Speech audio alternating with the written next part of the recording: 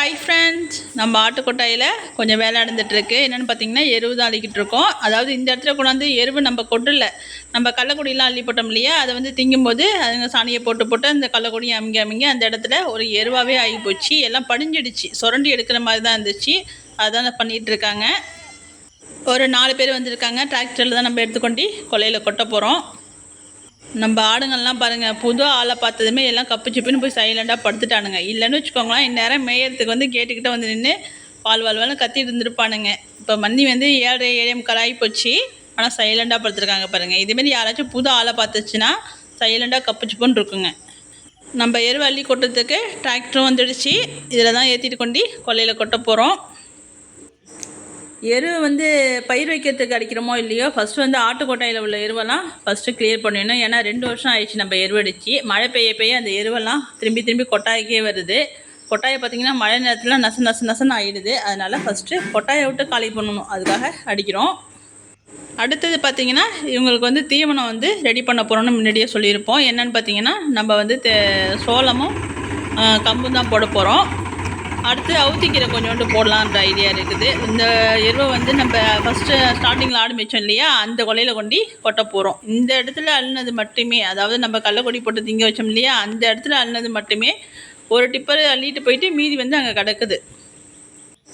இப்போ நம்ம ஆடு மேய்ச்ச இடத்துக்கு தான் எடுத்துகிட்டு போயிட்டுருக்காங்க. அங்கே வந்து மூங்கி முள்ளெல்லாம் தடுக்குதுன்ட்டு அதுக்கு வச்சு அறுத்துட்ருக்காங்க.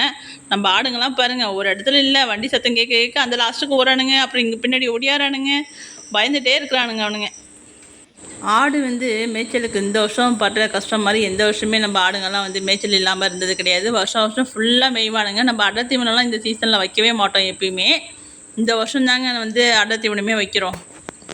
ஏன்னா பேஞ்சாலும் மேய்ச்சல் இல்லை, காஞ்சாலும் மேய்ச்சல் இல்லை, அப்படி தான் இருக்குது. மணி பார்த்திங்கன்னா 10 ஆயிடுச்சு. இவங்களும் ஆளுங்களுக்கெல்லாம் சாப்பாடு வாங்கிட்டு வந்து கொடுத்துட்டு அந்த கேப்பில் வந்து நான் போய் ஆடை மேய்ச்சிட்டு வந்துடுறப்பா அப்படின்னு சொல்லிட்டு கிளம்பிட்டாங்க. ஆளுங்களும் சாப்பிட போகிறாங்க. 10 மணி வரைக்கும் இன்றைக்கி தாங்க கொஞ்சம் பொறுமையாக இருந்தானுங்க.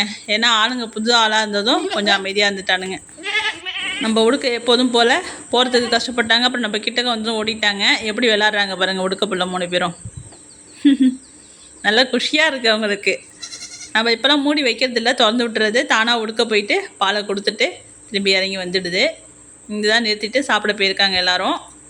போன வருஷம்லாம் பார்த்திங்கன்னா எருவை கிட்டக்கே தான் கொட்டி வச்சுருந்தோம். ஏன்னா ஆடு கம்மியாக தான் இருந்துச்சு. இந்த வருஷம் தான் வந்து ஆடு கொஞ்சம் நம்ம கொடுத்துக்கிட்டு தான் இருக்கோம். இருந்தாலும் போன நட வந்து 25 குட்டி ஒரே வாரத்தில் வந்து 25 குட்டி போட்டானுங்க. அந்த 25 குட்டி தான் இப்போ வளர்ந்ததுல கொஞ்சம் ஆடு வந்து அதிகமாக தெரியுது. நம்ம எப்போதும் ஒரு 30-40க்கு மேலே ஆடு வச்சுக்கிறதில்ல, அப்பப்போ கழிச்சு விட்ருவோம். இப்போ தான் வந்து ஒரு 60 ஆடு திட்டத்தட்ட இருக்குது, குட்டி ஆடெல்லாம் சேர்த்து. அதனால் இப்போ வந்து குப்பையை கொண்டு எட்டக்க கொட்டி வச்சுருக்கோம். நம்ம வந்து கொல்லை கடைசியாக கொண்டு கொட்டியிருக்கோம். இனிமேல் அங்கே மட்டும்தான் கொட்டணும், வேறு இடத்துல வந்து எங்கேயுமே குப்பையை கொட்டக்கூடாது அப்படின்ற முடிவுக்கு வந்தாச்சு. நம்ம ஆடுங்களும் மேய்ஞ்சிட்டு எல்லோரும் ஒடியாந்துட்டாங்க. 10 மணிக்கு போனானுங்க, 11:30க்கெலாம் வந்தாச்சு. வந்து அவங்கவுங்களும் தண்ணியை குடிச்சிட்டு மேலே ஏறி படுக்கிறவங்க படுத்துட்டாங்க. நம்ம தாலாட்ட பாருங்கள், எப்போதும் போல் அந்த கொட்டாய்க்கு போயிட்டுருக்காரு. அதாவது காலையில் ஒரு இடத்துல படுப்பார், அவர் நைட்டில் ஒரு இடத்துல படுப்பார், 2-3 ஷிஃப்டாக படுப்பார் ஒவ்வொரு நாளைக்கு ஒவ்வொரு இடத்துல. இப்போ வந்து கொட்டாயில் உள்ளதை எல்லாத்தையும் தொத்தி விட்ருவான். நேத்திக்கும் அதுமாதிரி தான் பண்ணியிருப்பான் போன வீடியோவிலையும். இப்பயும் பாருங்கள், எல்லாம் பூந்தடிச்சு ஒடியாந்துடும். தாலாட்டுனாலே எல்லாருக்கும் பயம்தான். பூந்தடிச்சு குடுக்குன்னு எல்லாம் ஒடியாந்துருங்க வெளியில். நம்ம பழைய வெளியெல்லாம் எடுத்தாச்சு. அதுக்கு பதிலாக பழைய தட்டி இருந்துச்சு, இந்த இடத்துல சைடில் வச்சு அடைச்சி விட்டுட்டேன். இனிமேல் நம்ம கேட்டு திறந்து வைக்கிற வேலை கூட கிடையாது. லேசாக திறந்துருந்தால் போதும், ஆட்டோமேட்டிக்காக போயிடுவானுங்க. நம்ம அது ஒரு வேலையாக டெய்லி செஞ்சுட்டு இருந்தோம். இப்போ அதுக்கு ஒரு தனியாக வச்சு அடைச்சாச்சு. இப்போ 2 இடத்துலையும் உள்ள எருவை அள்ளிட்டாங்க. கொட்டாயை பார்க்கவே இப்போ கொஞ்சம் அழகாக இருக்குது பார்க்குறதுக்கு. ஆடு மாடெல்லாம் நம்ம வீட்டு பக்கத்துலேயே வச்சுருந்தோம்னா அதுங்கெல்லாம் கூட்டி சுத்தமாக வச்சுருந்தா தான் அதுங்க வச்சுருக்கிறதுக்கு ஒரு அழகாகவே இருக்கும். நசுன்னு இருந்துச்சுன்னா பார்க்க நமக்கே பிடிக்காது. இப்போ எல்லா லோடும் முடிஞ்சிடுச்சு. இன்னும் ஒரு அரை வண்டி மட்டும் இருக்குது, அதை மட்டும் ஏற்றி கொண்டு கொட்டிட்டா வேலை முடிஞ்சுது. மணியும் பார்த்திங்கன்னா 1:30 ஆயிடுச்சு.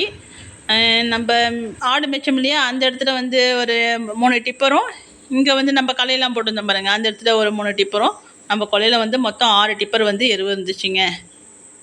வானம் மப்பு போட்டுகிட்டே இருந்துச்சு. வேலை முடியவும் மழை வரவும் சரியாக இருந்துச்சுங்க.